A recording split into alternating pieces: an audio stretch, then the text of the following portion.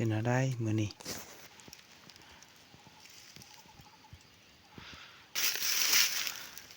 เพื่อนบ้านเยี่ยมไปแล้วรถแล้วยังมางซะอยู่มางเคยมางจักโอ้มาวันที่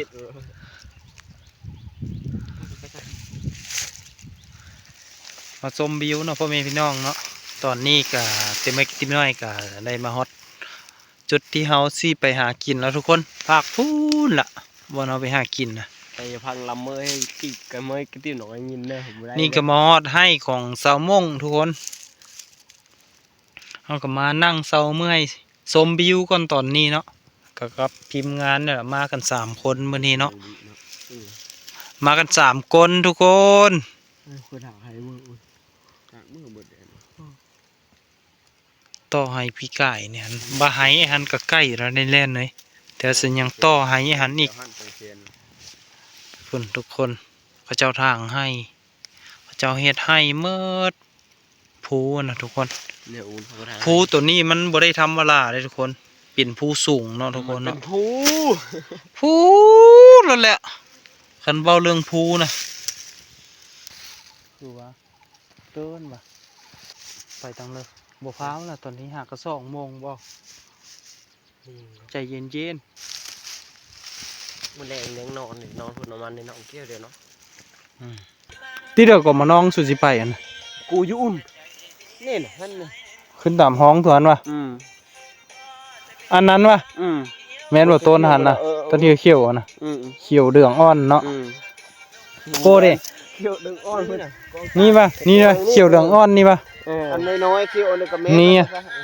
เห็นบ่อยู่หันเบิ่งลงไปน้อย อ้าวเพิ่นวักบ่ได้เลยสิก็อองกูน่ะ ยังก็ของมึงกับบ่มาฮอดไปเบิ่งอยู่ไห้จังหลักกันเนาะเปิ้นหลักแล้วก็จังไปลงคูน โอ้ยเพิ่นวักมาแล้วแล่นเลยอยู่หั่นแล้วเตอให้นี่น้อยนึงตัวว่าเตอให้ก็บัก พวกลายอยู่ในกองนี่อ่ะกูมาแต่หันน่ะ ก็บักมาแล้ เอา ว ห่างให้อยู่น่ะสิยุ่งมาอีมื้อได้ แล้วบ่มีฮอดบ่อนหากินบัดนี้ธรรมดามันอยู่แถวนี้ก็มีกลมน้อง เอาบักกับมึงน้องนี่หมดมันดีแล้วนี่เอาค่อยได้เสียเวลามา ค่อยได้มานั่นแหละ นี่คือก่อนนี้ตายแค่นี้นี่ก็เลยนี่ตายน้องก็จะล้างหางแล้ว ว่าก่อนนี้ป่ะ โอ้จานฮอกลาย ก่อนนี้เยอะนี่กลมน้องเนี่ยเนาะ นี่ก่อนรัวๆซื้อข้าวกับหมูเนี่ย ตายบ่ตายอันเด้อตายไปลามไฟไหม้แล้วตายต้นนี้เนาะทุกคนเนาะนี่ต้นมักน่องเนาะทุกคนนี่แต่สมัยแปลนอันย่าๆๆๆพุ่นน่ะพระเจ้าเอายางทุกคนไปใส่ลูกธนูแล้วก็ยิงสัตว์เยอะเนาะสมัยนั้นเนาะเฮ็ดให้มันตายง่ายนะเอายางตัวนี้ไปเซอร์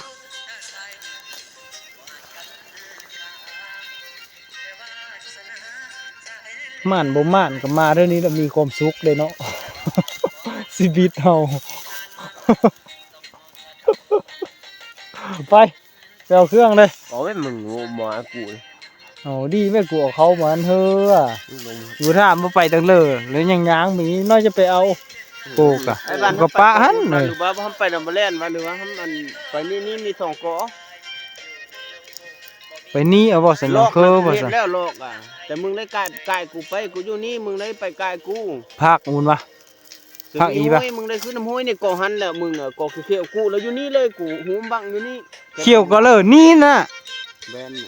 กันนี่แหละมึงเบิ่งแม่นี่บ่จิเกาะมาเครื่องเนี่ยเลอลอกไอ้ซ้ำซอยอยู่หั่นน่ะ กูย่านบ่ฮู้นะกูบ่เคยไปจ้ะบาด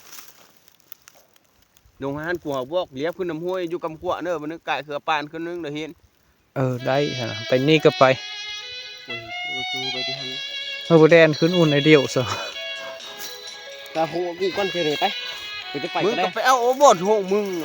โอ้มากูตายแล้ว ไป มึง ไปเอาไป ไปเอาอ่ะมึงก็บ่มากูอ่ะ อ้าวมึงมาตำลังกูเนาะได้แล้วเนาะฮันไอ้หัวเอามันก่อยเป็นสิ่งปลุกใจเนี่ยไม่ทำได้บ่ายเสียหน้าหรือทำได้ลุกอ่ะนะสมบูรณ์เป็นฮักอันนี้อ่ะสาวดินผู้พูดเกินไปแล้วงามเกินไป โอ้โห สังเกตแม่กล้องอันโกคิเขาไอ้เลยยู่ๆเห็นเขาเสื้อมันเน่าหมดหักอ่ะ เปลี่ยนก็ โอ้ยนี่ว่ามันก้อยมึงว่าหกทีเด้อให้นะหกกับหกสามหกทีเด้อ คันคือกูมันกูเอ็ดไห้เมื่อนี่กูเขาอีก มึงก็ไม่อิดปานเขาห้า เขา ม เมื่อเอ็ดเนาะ ทำห้ามผมเอ้ยเลย เขาบ่เฮ้ยเอ็ดนะ เรียบร้อย ไห้เขา เขาทางเอาดินก่อนนะครับทาง ดินก็สิเอ็ดเดือเป็นหัวจันทร์คือแนวหน้าภาคนี่ เอ็นให้ ลากกูยังบ่เอา พวกเพื่อนแม่นี่รอเดี๋ยวก่อนนี่เวลาหลังนี้อยู่นี่นี่ดิบุรีหลังมึงมาแล้วจีบเต้าหลังเดินหลังเตี้ยปีสายมีอีตายล้านเสียนั่นแล้วเฮาเลย เอาละ ปีมาได้ก็ไว้เลย เอาละปลุกซาสิเปลี่ยนอยู่ปลุกซา เบื้องแม่นหลักไทยเนี่ยบ้านน้อยเนี่ยเขาสร้างมามันรุนล้ามเหมือนรถสเลวรถเลือกก็มาแล้วจ้างมาเนาะ ตอนนี้ก็พิมพ์งานเราก็แยกย้ายทุกคนแล้วก็ไปคนละทิศคนละทางนั่นแหละก็แยกย้ายกันไปเนาะนั่งคนละบ่อนเนาะทุกคนเนาะไปหากินคนละบ่อนส่วนนั้นน้องซ้ายผู้นี้เนาะแล้วก็เราสิไปพูนทุกคนไปพูนละภาคภูตัวนั้นละทุกคน แล้วก็นายพันแล่นเราขึ้นไปทางเทิงพูนละแต่มือกระติมน้อยสิลงแถวลุ่มนี่ทุกคนแถวนี้แหละแต่มือกระติมน้อยนะไปหากบมากทุกคนก็มักน่องเดี๋ยวเราไปเบิ่งเนาะนี่พิมพ์งานเราไปพุ่นละแดนนอนบอนเพื่อบอนมันเลยมื้อเช้ามาหาเดียวคันมาก้อนกับมาอยู่แถวนี้ท่าคันมาก้อนน่ะมาอยู่แถวรถนี่ท่าอย่าเผามือป้าเดียวได้แต่มือติมน้อยกับสีลงไปพุ่นละทุกคนไปเบิ่งกบมังน่องพิมพ์งานเรามาช่วงก้อนนี่แล้วว่าเห็นมักน่องกำลังสุกนะเราสิไปเบิ่งเนาะทุกคนเนาะว่ามันสิสุกหรือว่าสิมีกระหอกเข้าบ่เราสิไปเบิ่งเนาะอย่างน้อยก็ไปจังซั่นนะทุกคนเราเป็นนายพรานก็ต้องไปเลาะไปเที่ยวไปเบิ่งหั่นล่ะว่าสิได้ยิงบ่กระหอกฮะไปทางพุ่นวะโอเคสิตามเราไปทุกคนนายพรานเนาะก็ลงพุ่นละ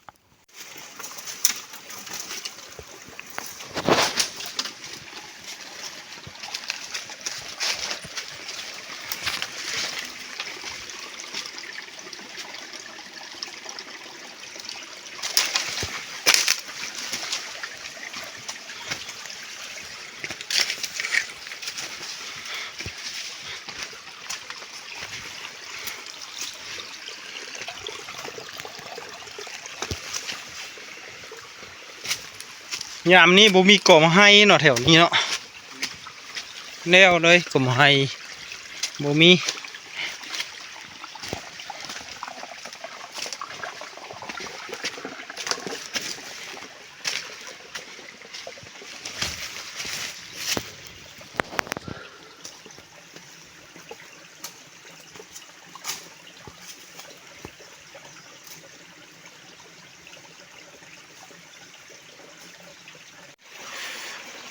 นี่หมูป่าทุกคนหมูป่ามาเฮ็ดนี่นะ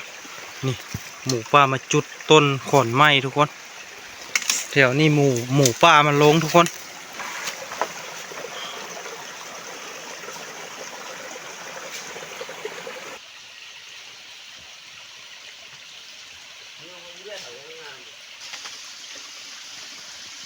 สุกสันต์สายล่าไปทางหน้าก่อนทุกคนสิขึ้นไปพูนนะทุกคนเอาย่างมานี่ก็ไก่แล้วทุกคนไก่สมควรแล้วแต่ก็บ่เห็นก่อมากทุกคนเมื่อกี้นี่มีต้นหนึ่งอยู่ลุ่มทุกคนแล้วก็มันก็บ่สุกเนาะเขาก็ได้ย่างไก่ขึ้นมาอีกมาซอกอยู่เทิงพี่มื้อนี้บ่ฮู้ว่าสิเห็นก่อมากบ่สิซอกไปเนาะนี่ล่ะทุกคนบ่ฮู้ว่าสิหม่านบ่มื้อนี้เนาะก็มารอรุ่นกันอีกเนาะทุกคนเนาะ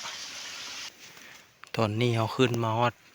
ก่อมากเขาก็เลยว่าไก่ก่อมากมาทุกคนอยู่ลุ่มพุ่นทีมงานเขา2 คนทุกคน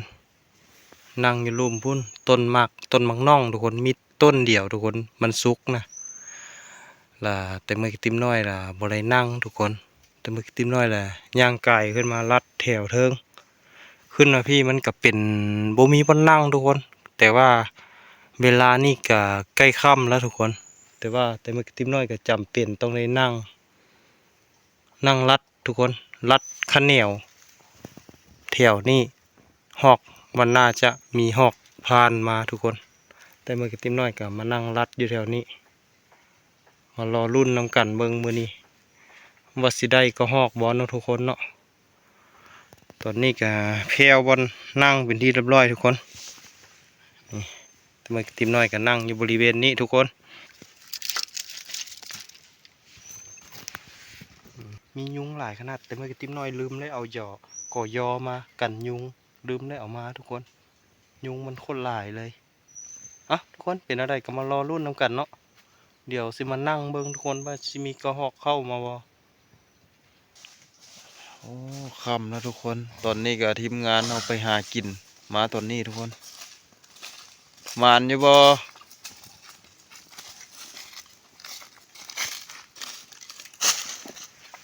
ยิงโตเลยอันนี้โอ้มานอยู่พ่อแม่พี่น้องได้หนูนี่หนูหวาย ลงไปนำได้นี่สีมืออันลงผู้ลงไปนำได้ หนูหวายนี่ แม่ โอ้อันนี้ก็หมานอยู่บุหมานแต่เมื่อยก็ทิบน้อย นอนอย่างเดียว อ่า ว่ากันเรามา พันดี นอน นอนอยู่พันดีหากระตื้น มาแก้ทุกอย่าง หนาวพดทุกคน แต่เมื่อติมน้อยไปหากินกับมาแต่ตอนหัวแรงพุ่นละก็บ่ได้มีแต่ทีมงานเฮาได้มื้อนี้ เสื้อลูกป้อมกูใส่หัวบัด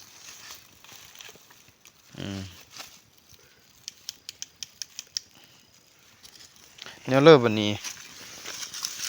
เฮานี่นี่เลิกตัวจะปะป้อนนั่น เดี๋ยวซองตู้มึง ขึ้นไปเมยแล้วก็โอ้สุขสันต์สายล่าสมซื่อได้มื้อนี้นะสมซื่อบ่สุขสันต์ได้ทุกคนสุขสันต์สายล่านะ อันนี้ก็ได้กระบาดออกหนึ่งอิ่มแล้วก็ครับหนึ่ง ได้หนูทุกคน เล่นบ่ หนูหวายประมาณ10ปลายโตนี่นะทุกคนมันอยู่มื้อนี้เฮงๆอยู่ แต่มันก็ติ้มน้อยไม่เห็นบันได มื้อนี้ก็สิได้นอนนี่แหละทุกคนก็พิมพ์งานเฮาก็มาครบหน้าแล้วก็มากัน3คนก็สิได้นอนพักผ่อนแล้วทุกคนบัดนี้ก็ค่อนข้างจะหนาวทุกคนมื้อนี้ กูแป้นมาดูปูดก็เป็นฮุบซ้ำเลยบ้านยิงกับว่าหมุนจับ หนาวแต่ว่าเฮาเอา แต่แป้นรู้ไหม พื้นเอารั้วมาหลังทุกคนหลังพื้นหลังไผได้เฮาสินนอนแถวอ้อมกองไผแล้วมื้อนี้